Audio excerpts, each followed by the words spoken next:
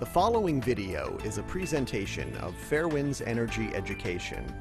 We rely on viewers like you to support our continuing efforts to move energy education forward.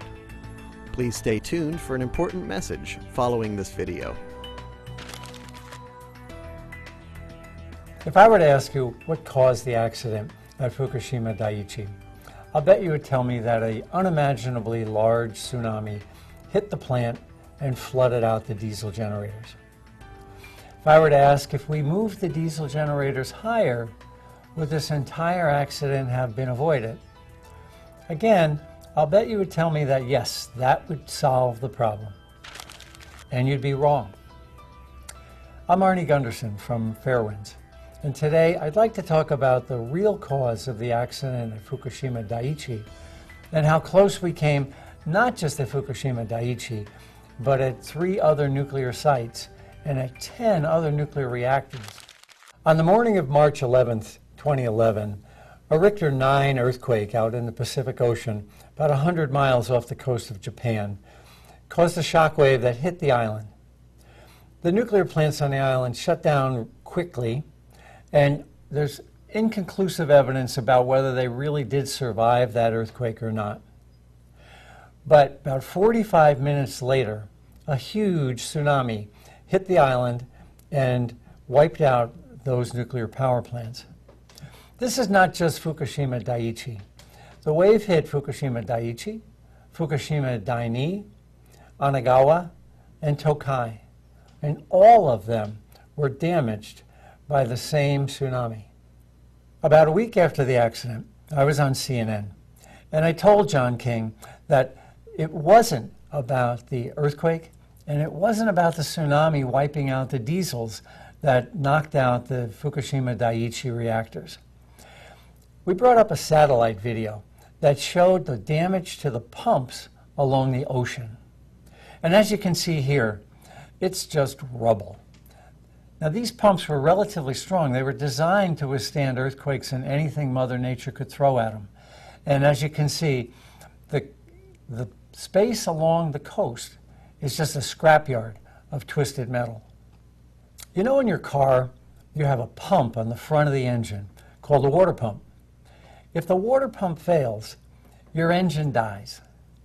Well, that's really what happened at Fukushima Daiichi. Those pumps along the water provide cooling water to the diesels, just like the pump on the front of your engine on your car. And without those pumps operating, the diesels were doomed to fail anyway. It doesn't matter if those diesels were 100 feet in the air. The pumps along the water were destroyed. And that is the real root cause of the accident at Fukushima Daiichi. We call that the loss of the ultimate heat sink. And the key word there is ultimate. You need the ocean to pull the water out of the nuclear reactor to keep it cool.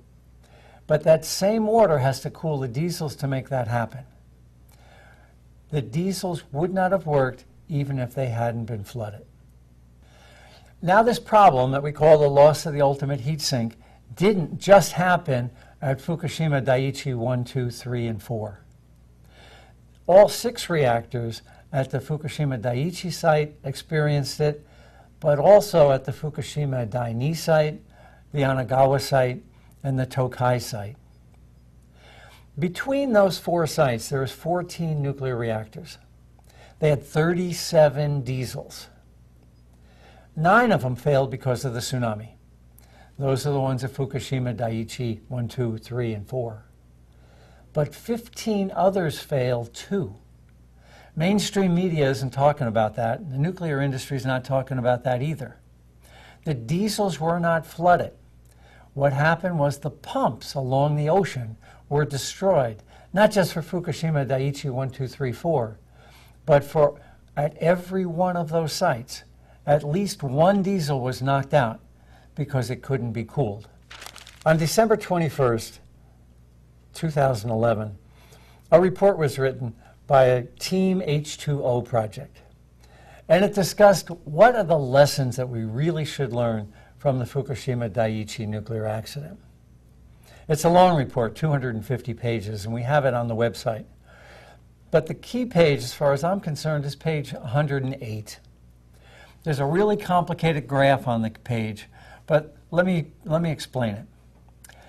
The pink boxes on that graph are the diesels that were destroyed from flooding.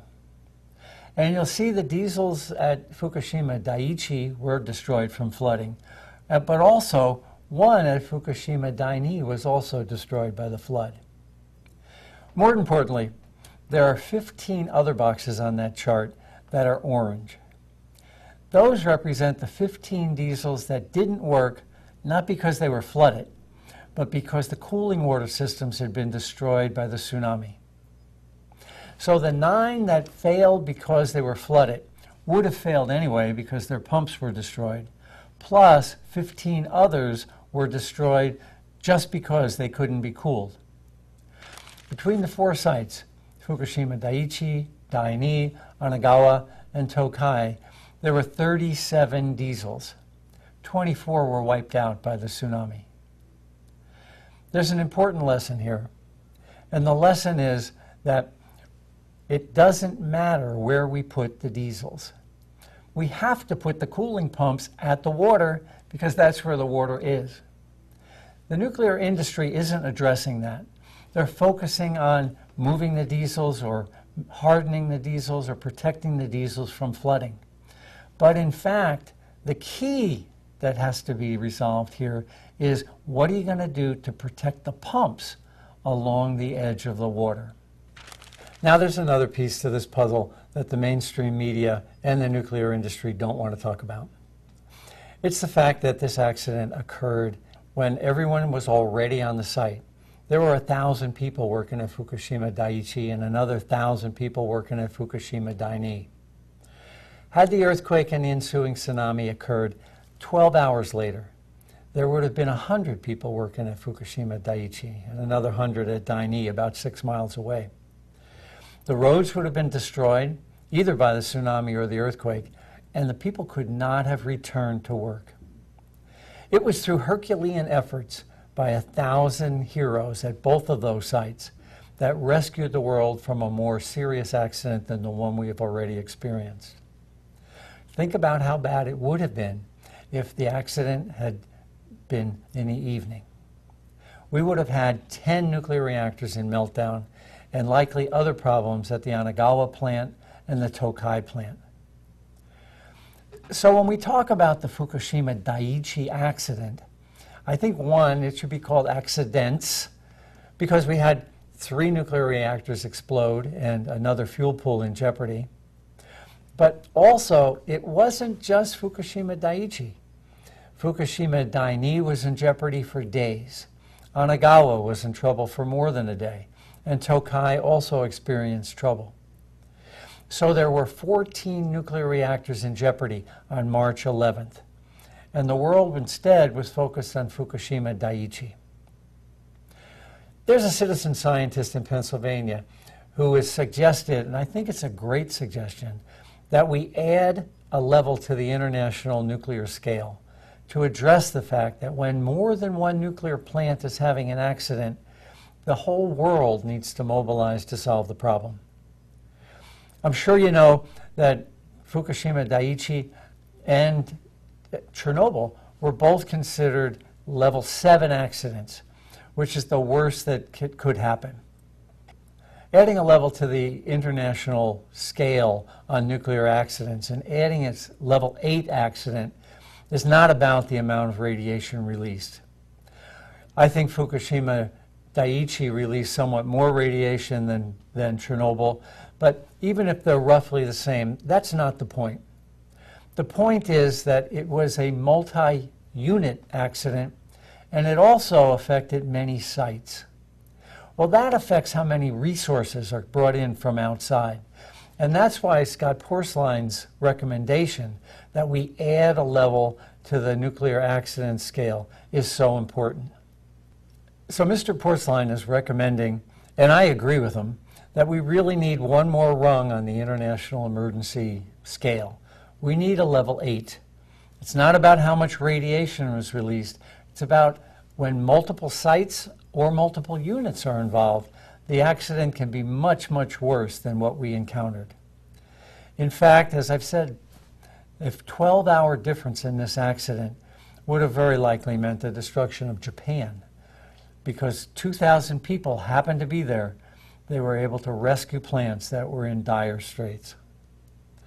The two lessons for today are, one, the nuclear industry needs to move the pumps or protect the pumps with something called submersible pumps so that they work even when they're flooded. And the second piece is that the International Atomic Energy Agency needs to admit that there's circumstances beyond a level 7, a level 8, where international cooperation is critical. If only the international community had had a level 8 and recognized that it wasn't just a single plant or a single site that was in jeopardy, and that in fact 14 nuclear reactors at 4 different sites were in jeopardy, the world might have been able to minimize the consequences at Fukushima Daiichi and minimize the exposure to the Japanese population if only the international community had acted faster. Thank you. I'm Arnie Gunderson, and I'll keep you informed. Thanks to contributions from viewers like you, we are able to continue moving energy education forward. This fall, we're asking for your support. Please consider making a tax-deductible donation to Fairewinds Energy Education and help us continue educating policymakers, the public, and the next generation. Thank you.